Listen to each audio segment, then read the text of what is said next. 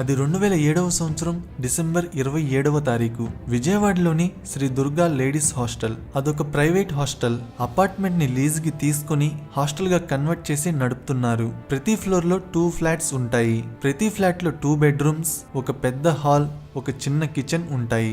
Bedroom అయితే 3 అమ్మాయిలు, kitchen అయితే 2 అమ్మాయిలు, హాల్ అయితే 8 మంది అమ్మాయిలు రెంట్కి ఉంటున్నారు. ఆ హాస్టల్లో మాక్సిమం అందరూ దగ్గరున్న కాలేజెస్ లో చదువుకునే అమ్మాయిలే రెంట్కి ఉంటున్నారు. టైం ఉదయం 5:30 అవుతుంది. సెకండ్ ఫ్లోర్ లో ఒక ఫ్లాట్ ఉంది. ఆ ఫ్లాట్ లో కిచెన్ లోపల పడుకున్న ఒక అమ్మాయికి మెలకు వచ్చింది. టాయిలెట్ కి వెళ్లడం కోసం బెడ్ మీద నుండి లేచి కిందకి దిగింది. బాత్రూమ్ అనేది ఫ్లాట్ బయట ఉన్న కారిడార్ చివర్లో ఉంటుంది. సో ఫ్లాట్ బయటికి రావాలంటే ఖచ్చితంగా హాల్ లోపల నుంచే రావాలి. సో అమ్మాయి కిచెన్ లో నుంచి హాల్ లోపలికి వచ్చింది. అక్కడ ఫ్లోర్ మీద బ్యాగ్స్ లోపల ఉన్న వస్తువులన్నీ చిందరవందరగా పడి ఉన్నాయి. ఇదేంటని లైట్ ఆన్ చేసి చూసింది. హాల్లో బెడ్ మీద పడుకొని ఉన్న తన ఫ్రెండ్ ఇప్పుడు కనిపించడం లేదు. ఫ్లోర్ అంతా రక్తం మరకలు ఉన్నాయి. అప్పుడు ఆ అమ్మాయి భయపడి పక్కన ఉన్న తన ఫ్రెండ్స్ ని కూడా లేపింది. రక్తం మరకలు చూసి అందరూ ఆశ్చర్యపోయారు. వెంటనే గ్రౌండ్ ఫ్లోర్ లో ఉన్న హాస్టల్ వార్డెన్ కి ఇన్ఫార్మ్ చేశారు. వార్డెన్ వచ్చి చూసింది. రక్తం మరకల్ని ఫాలో అవుతూ వెళ్లారు. ఫ్లాట్ బయటికి వచ్చారు. ఫ్లోర్ చివర్లో ఉన్న బాత్రూమ్ వరకు రక్తం మరకలు ఉన్నాయి. బాత్రూమ్ డోర్ ఓపెన్ చేశారు. అప్పుడు వాళ్ళకి అక్కడ కనపడిన సీన్ చూసి షాక్ అయ్యారు. బట్టలు లేకుండా రక్తం మడుగులో ఒక అమ్మాయి పడి ఉంది. చెస్ట్ మీద చిరుత 143 అని రాసి ఉంది. పొట్ట మీద లవ్ సింబల్ ఉంది. బాడీ పక్కనే ఒక లెటర్ కూడా ఉంది. అందులో ఏమని రాసి ఉంది అంటే, ఈ లేడీస్ హాస్టల్ వాళ్ళకి తెలియజేసేది ఏంటంటే, నన్ను ప్రేమించమని ఈ అమ్మాయిని చాలా రోజుల నుంచి బ్రతిమలాడుకుంటున్నాను, కానీ అమ్మాయి ఒప్పుకోవడం లేదు. సో అమ్మాయి హాస్టల్ కి కోపంతో వచ్చాను. లవ్ చేయమని బ్రతిమలాడుకున్నాను, కానీ వినలేదు. అందుకని కోపంతో తనని కొట్టాను.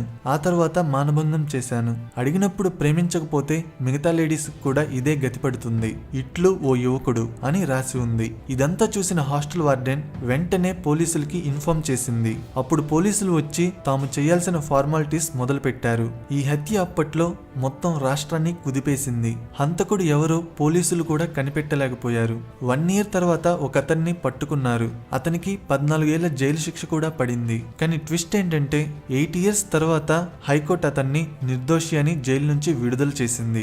ఇప్పటికీ కేసు సాల్వ్ అవ్వలేదు. అసలు ఆ చనిపోయిన అమ్మాయి విషయంలో ఏం జరిగింది, హత్య ఎవరు చేశారు, ఎందుకు చేశారు, ఈ విషయాల గురించే ఈ వీడియోలో చెప్పబోతున్నాను. Let's begin our episode. హత్య చేయబడిన అమ్మాయి పేరు ఆయేషా. వయస్సు 17 సంవత్సరాలు.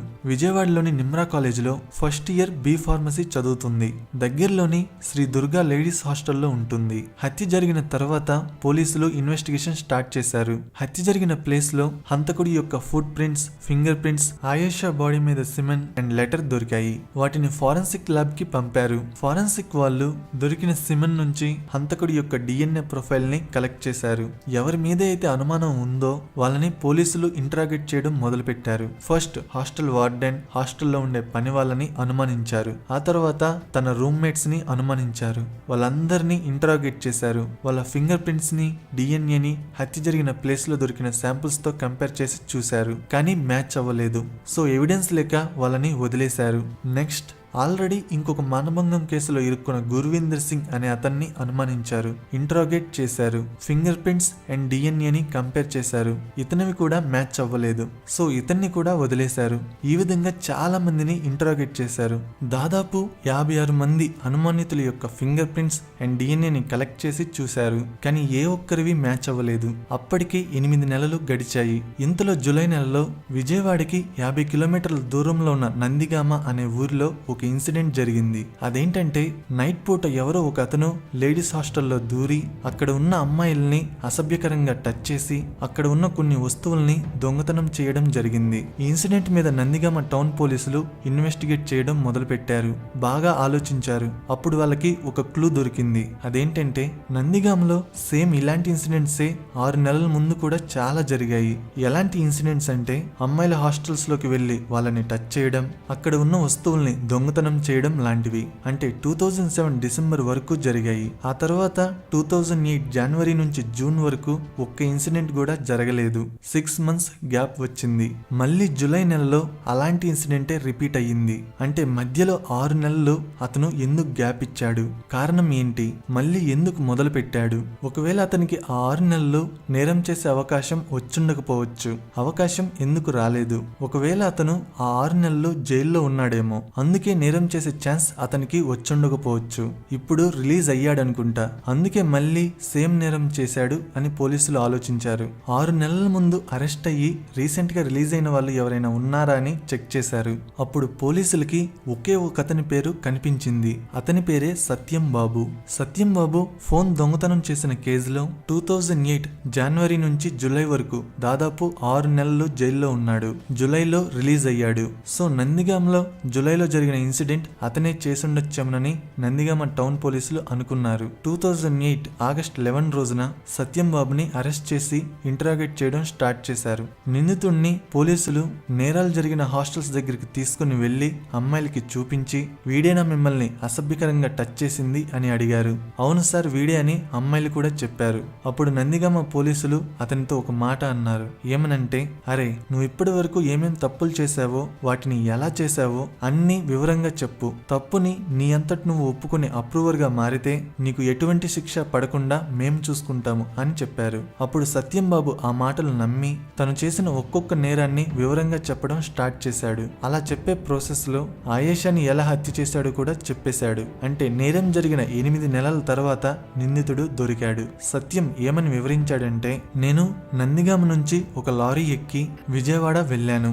అక్కడ స్వర్ణ సినిమా హాల్లో సెకండ్ షో మూవీ చూశాను. తిరిగి ఊరికి వెళ్దామని దగ్గరలో ఉన్న బస్ స్టాప్ దగ్గరికి వచ్చాను. బస్ స్టాప్ కి ఎదురుగా ఒక బిల్డింగ్ ఉంది. ఆ బిల్డింగ్ లో సెకండ్ ఫ్లోర్ లో ఒక అమ్మాయి కారిడార్ లో అటు ఇటు నడుస్తుంది. ఆ అమ్మాయిని చూసి నాకు మూడు వచ్చింది. ఏదైనా చెయ్యాలనుకున్నాను. నేను తాపి పని చేసేవాడిని. 7th వరకు చదువుకున్నాను. నాకు పెళ్లి అయిన 3 months కే నా భార్య నన్ను వదిలేసింది. అప్పటి నుంచి నా శారీరక అవసరాల కోసం వెళ్ళడం మొదలు పెట్టాను. కానీ దానికి ఖర్చు చాలా ఎక్కువ అవుతుందని హాస్టల్లో ఉండే ఆడపిల్లల్ని బయట తిరిగే ఆడవాళ్ళని టార్గెట్ చేయడం మొదలు పెట్టాను. కొన్ని రోజులు చేశాను. మళ్ళీ జైలుకి వెళ్లడం వల్ల చేయలేకపోయాను. ఈ బిల్డింగ్ ఒక హాస్టల్ అని నాకు తెలియదు. బిల్డింగ్ చుట్టూ ఒక గోడ ఉంది. ఆ గోడ ఎక్కాను. గోడ మీద నడుచుకుంటూ వెళ్ళాను. గోడ పక్కన ఒక బాత్రూమ్ ఉంది. ఆ బాత్రూమ్ మీదుగా ఫస్ట్ ఫ్లోర్ మీదకి ఎక్కాను. అక్కడి నుంచి సెకండ్ ఫ్లోర్ మీదకి మెట్లు ఎక్కి వెళ్ళాను. అక్కడ నాకు 2 doors కనపడ్డాయి. ఒకటి లెఫ్ట్ సైడ్ ఉంది, ఒకటి రైట్ సైడ్ ను ఉంది. రైట్ సైడ్ డోర్ నెట్టి చూశాను.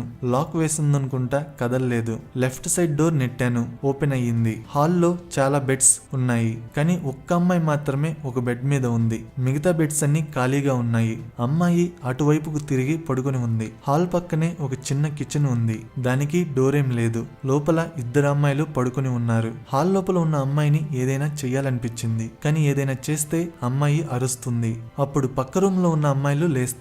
ఎలా అని ఆలోచించాను. అప్పుడు ఒక ఐడియా వచ్చింది. తనని చంపి నాకు కావాల్సింది చెయ్యాలనుకున్నాను. చంపాలంటే ఏదైనా ఆయుధం కావాలి. బిల్డింగ్ దిగి బయటికి వెళ్ళాను. ఏ ఆయుధం కనపడలేదు. కానీ పక్కనే ఉన్న బిల్డింగ్ కాంపౌండ్ లో ఒక రోకలి బండ కనిపించింది. దాన్ని తీసుకుని మళ్ళీ బిల్డింగ్ ఎక్కి సెకండ్ ఫ్లోర్ లో ఉన్న హాల్లోకి వెళ్ళాను. పడుకుని ఉన్న అమ్మాయిని రోకలి బండతో తల మీద కొట్టాను. అప్పుడు అమ్మాయి లైట్ గా మూలిగిన శబ్దం చేసి ఇక సైలెంట్ అయిపోయింది. తన బాడీని బయట కారిడార్ చివరిలో ఉన్న బాత్రూమ్ లోపలికి ఈడ్చుకుంటూ తీసుకువెళ్లాను. అమ్మాయి డ్రెస్ ని తీసేసి ఎడమ కాల్ని ట్యాప్ కి కట్టేసి మానభంగం చేశాను. డౌట్ రాకూడదని హాల్ లోపలికి వెళ్లి బ్యాగ్స్ అన్ని వెతికి అందులో నుంచి పెన్ అండ్ పేపర్ తీసుకుని ఒక లెటర్ రాశాను. అమ్మాయి శరీరం మీద చిరుత 143 అని రాసి లవ్ సింబల్ వేశాను. అప్పటికే టైం 4:30 or 5 AM అవుతుందనుకుంటా.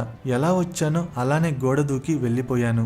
దగ్గరలో ఉన్న టీ స్టాల్లో మార్నింగ్ 11 వరకు ఉండి ఇక అక్కడి నుంచి మా ఊరు వెళ్లిపోయాను అని సత్యం బాబు పోలీసుల ముందు చెప్పాడు. పోలీసులు అదంతా వీడియోగా తీసి బయటికి రిలీజ్ చేశారు. ఈ కన్ఫెషన్ వీడియో యూట్యూబ్ లో కూడా ఉంటుంది. కావాలంటే మీరు కూడా చూడొచ్చు. ఇక పోలీసులకి పని స్టార్ట్ అయ్యింది. అతని DNA, finger print, foot print, hand writing samples collect చేసి ల్యాబ్ కి పంపారు. అన్ని ఎగ్జాక్ట్ గా మ్యాచ్ అయ్యాయి. మహిళా సెషన్స్ కోర్టులో కేసు నడిచింది. పోలీసులు ఎవిడెన్సెస్ అన్ని సేకరించి కోర్టుకి ఇచ్చారు. ఎవిడెన్స్ నెంబర్ 1 నిందితుడు రోకలి బండ గురించి చెప్పాడు. పోలీసులు వెళ్లి హాస్టల్ పక్కన ఉన్న బిల్డింగ్ కాంపౌండ్ లో పొదల్లో చెక్ చేశారు. రోకలి బండ దొరికింది. ఎవిడెన్స్ నెంబర్ 2, అమ్మాయిని కొట్టాను అన్నాడు. మెడికల్ రిపోర్ట్ లో కూడా అదే వచ్చింది. ఏమనంటే తలకి అయిన గాయం వల్లే అమ్మాయి చనిపోయింది అని. ఎవిడెన్స్ నెంబర్ 3, కారిడార్ లో ఒక అమ్మాయి నడుస్తూ ఉందని చెప్పాడు. పోలీసులు వెళ్లి ఎంక్వైరీ చేయగా తెలిసింది ఏంటంటే ఒక అమ్మాయి నైట్ 1 వరకు కారిడార్ లో నుంచొని ఫోన్ మాట్లాడింది అని. ఆ అమ్మాయి కూడా కోర్టులో అదే చెప్పింది. ఎవిడెన్స్ నెంబర్ 4, టీ స్టాల్ లో మార్నింగ్ వరకు ఉన్నాను అన్నాడు. పోలీసులు వెళ్లి టీ స్టాల్ ఓనర్ ని అడిగారు. అవును సార్, మార్నింగ్ 5:30 AM నుండి 11 AM వరకు షాప్ లోనే ఉన్నాడు. నార్మల్ గా అందరూ 5 or 10 minutes మాత్రమే ఉంటారు, కానీ ఇతను మాత్రం టీవీ చూస్తూ 11 వరకు ఉన్నాడు. అందుకే అతను నాకు బాగా గుర్తు ఉన్నాడు అని చెప్పాడు. ఎవిడెన్స్ నెంబర్ 5, ఆ రోజు హాల్లో ఆ ఒక్క అమ్మాయి పడుకొని ఉంది అని చెప్పాడు. పోలీసులు వెళ్లి ఎంక్వైరీ చేయగా తెలిసింది ఏంటంటే ఆ రోజు మిగతా రూమ్మేట్స్ అందరూ క్రిస్మస్ సెలవుల నుంచి ఇంకా రాలేదు అని. ఈ విషయం తోటి హాస్టల్ మేట్స్ చెప్పారు. Evidence number 6, DNA, foot prints, hand writing match అయ్యాయి. ఎవిడెన్స్ నెంబర్ 7, సెల్ ఫోన్ కేసులో జైలుకి వెళ్లక ముందు సత్యం ఒక నేరం చేశాడు. అదేంటంటే ఒకరోజు నందిగాంలో ఒక ఆమె వాళ్ళ ఇంటి ఎదుట నుంచొని ఉంది. ఇంతలో వెనుక నుంచి సత్యం బాబు ఒక రాడ్ తో ఆమెను తల మీద కొట్టి చెయ్యి పట్టుకొని ఈడ్చుకుంటూ లోపలికి రా అని అడుగుతూ ఆమెని బలవంతంగా ఇంట్లోపలికి తీసుకువెళ్లబోయాడు. ఇంతలో ఆమె చెయ్యి విడిపించుకొని గట్టిగా అరిచింది. ఆ కేకలకి సత్యం బాబు భయపడి అక్కడి నుంచి పారిపోయాడు. అయితే అప్పట్లో ఆమెకి అతను ఎవరో తెలియదు. టీవీలో అతని ఫేస్ చూశాక ఆ రోజు ఇతనే నన్ను మానభంగం చేయబోయింది అని కోర్టులో సాక్ష్యం చెప్పింది. ఎవిడెన్స్ నెంబర్ 8, మొబైల్ కేసుకి ముందు ఆల్రెడీ సత్యం బాబు మీద నందిగామ పోలీస్ స్టేషన్ లో 5 కేసెస్ ఉన్నాయి. ఈ ఎవిడెన్సెస్ అన్ని కోర్టులో చూపించారు. సత్యం బాబు మాత్రం నేనేం చేయలేదు జడ్జి గారు, అసలైన నిందితుల్ని కాపాడడం కోసం నన్ను ఈ కేసులో ఇరికిస్తున్నారని వాదించాడు. కానీ కోర్టుకి ఎవిడెన్సెస్ ముఖ్యం. సో ఎవిడెన్స్ ప్రకారం 2010లో విజయవాడ మహిళా సెషన్స్ కోర్ట్ అతనికి 14 ఏళ్ల జైలు శిక్ష విధించింది. అప్పటి నుంచి సత్యం బాబు రాజమండ్రి సెంట్రల్ జైల్లోనే ఉన్నాడు. ఇదంతా ఒకవైపు ఉన్న స్టోరీ వర్షన్ మాత్రమే. దీనికి ఇంకొక వర్షన్ కూడా ఉంది. అదే ఆయేషా వాళ్ళ అమ్మ చెప్పే వర్షన్. ఆమె ఏం చెప్తుందంటే పోలీసులు చెప్పే స్టోరీ ఫస్ట్ నుంచి నాకు నమ్మాలనిపించలేదు. అందుకే నా సొంతగా నేను ఎంక్వైరీ చేశాను. ఆ ఎంక్వైరీలో నాకు తెలిసింది ఏంటంటే ఆ హాస్టల్ బిల్డింగ్ కోనేరు వాళ్ళది. అప్పట్లో కోనేరు రంగారావు మినిస్టర్ గా ఉన్నాడు. అతని మనవడైన కోనేరు సతీష్ యొక్క బినామీది ఆ హాస్టల్. అప్పుడప్పుడు కోనేరు సతీష్ ఇంకా తన ఫ్రెండ్స్ హాస్టల్ కి వస్తుంటారు.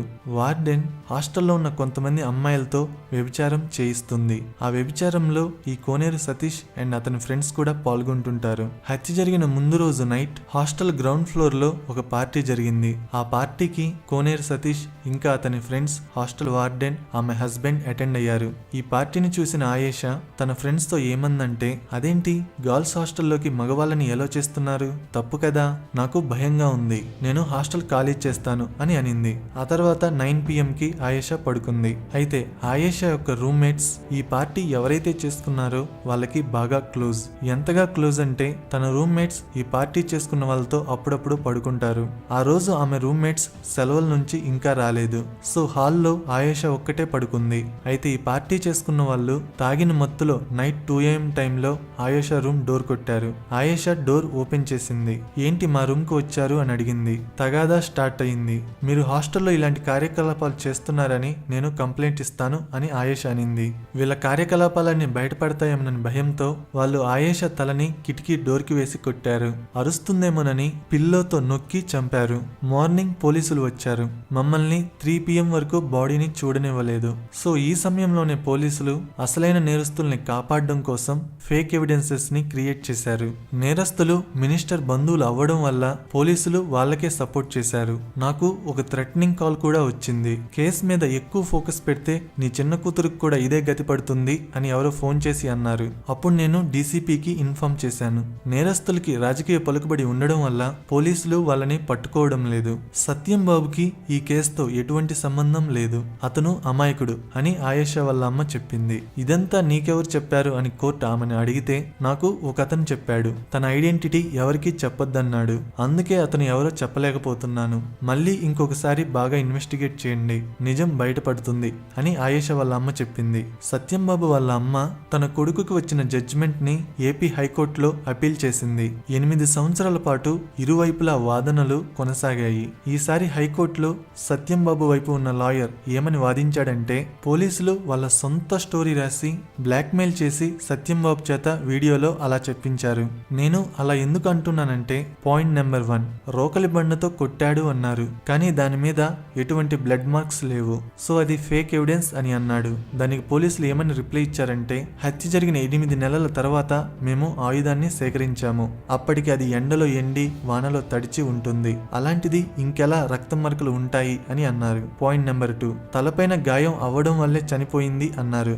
మరి రోకలతోనే కొట్టాడని గ్యారెంటీ ఏంటి? తలని డోర్కు వేసి కొట్టుండొచ్చు కదా, కావాలంటే మెడికల్ రిపోర్ట్లో కూడా ఆ పాసిబిలిటీ ఉండొచ్చు అని రాశారు. సో సత్యం బాబు వీడియోలో చెప్పినట్టుగా ఈ హత్య చేయలేదు, ఎవరో చేశారు. పాయింట్ నెంబర్ 3, ఒక అమ్మాయి కారిడార్లో మాట్లాడుతూ ఉంది అన్నారు, అమ్మాయి చేత మీరే ఫోర్స్ చేసి దొంగ సాక్ష్యం చెప్పించి ఉంటారు. Point number 4, morning tea stall owner కి కనిపించాడు అన్నారు. ఇంత హత్య చేసినప్పుడు సత్యం బాబు ఒక డ్రెస్ మీద రక్తం మరకలు పడుంటాయి కదా, మరి ఆ ఓనర్ అలాంటి మరకలేమీ కనిపించలేదు అన్నాడు. అంటే ఈ కొంచెం టైంలోనే సత్యం బాబు డ్రెస్ ని వాష్ చేసుకుని వచ్చాడా లేదా డ్రెస్ చేంజ్ చేసుకుని వచ్చాడా చెప్పండి. టీ స్టాల్ ఓనర్ ని మీరే ఫోర్స్ చేసి దొంగ సాక్ష్యం చెప్పించుంటారని లాయర్ అన్నాడు. Point number 5, DNA and foot prints match అయ్యాయి అన్నారు. అసలు ఆ రోజు మానభంగం జరిగిందనడానికి ఎవిడెన్స్ ఏంటి? అమ్మాయి ప్రైవేట్ పార్ట్స్ మీద ఒక్క ఇంజరీ కూడా లేదని మెడికల్ రిపోర్ట్ లో ఉంది, కానీ మీరేమో మానభంగం జరిగింది, సిమెన్ దొరికింది, దాని నుండి DNA ప్రొఫైల్ కలెక్ట్ చేశాము అని చెప్తున్నారు.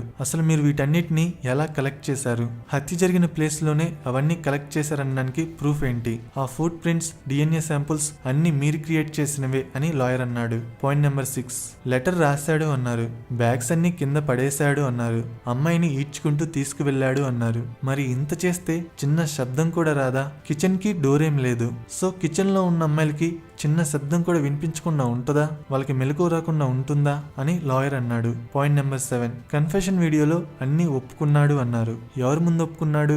పోలీసుల ముందు. అంటే పోలీసులు ఫోర్స్ చేసి ఒప్పించారు అని లాయర్ అన్నాడు. ఈ విధమైన పాయింట్స్ తో సత్యం బాబు ఉన్న వైపు లాయర్ హైకోర్టులో వాదించాడు.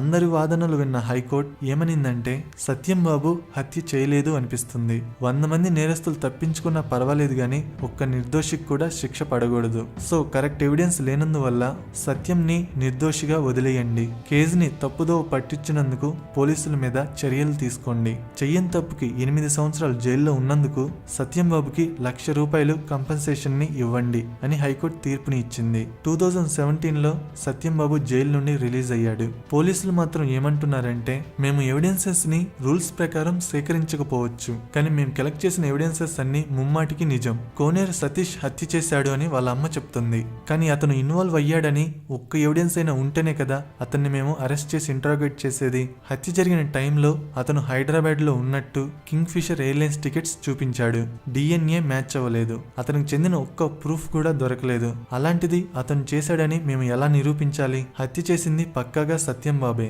మమ్మల్ని మేము సుప్రీంకోర్టులో ప్రూవ్ చేసుకుంటాము అని చెప్తున్నారు. సత్యం బాబేమో పోలీసులు నన్ను కొట్టి నా చేత స్టోరీ చెప్పించారు అని అంటున్నాడు. ఆయేషా వాళ్ళ అమ్మాయి ఏమో సత్యం బాబుకి ఈ కేసుతో ఏం సంబంధం లేదు, కోనేరు ఫ్యామిలీ వాళ్ళే చేయించారు, పొలిటికల్ సపోర్ట్ ని యూజ్ చేసుకుని ఒక అమాయకుణ్ణి ఇరికించారు అని అంటుంది. ప్రస్తుతం కేసుని CBIకి అప్పగించారు, CBI ఇన్వెస్టిగేషన్ చేస్తుంది. సో ఇప్పటికీ ఆయేషా హత్య ఒక మిస్టరీగానే మిగిలిపోయింది. ఇదే టోటల్ స్టోరీ. నా ఎక్స్ప్లెనేషన్ నచ్చితే వీడియోని లైక్ చేసి షేర్ చేయండి. ఇంట్రెస్టింగ్ వీడియోస్ కోసం ఛానల్ ని సబ్స్క్రైబ్ చేయండి. వీడియో పెట్టగానే నోటిఫికేషన్ రావాలంటే సబ్స్క్రైబ్ చేయగానే పక్కనే ఒక బెల్ ఐకాన్ కనపడుతుంది, దాని మీద క్లిక్ చేయండి. Thank you.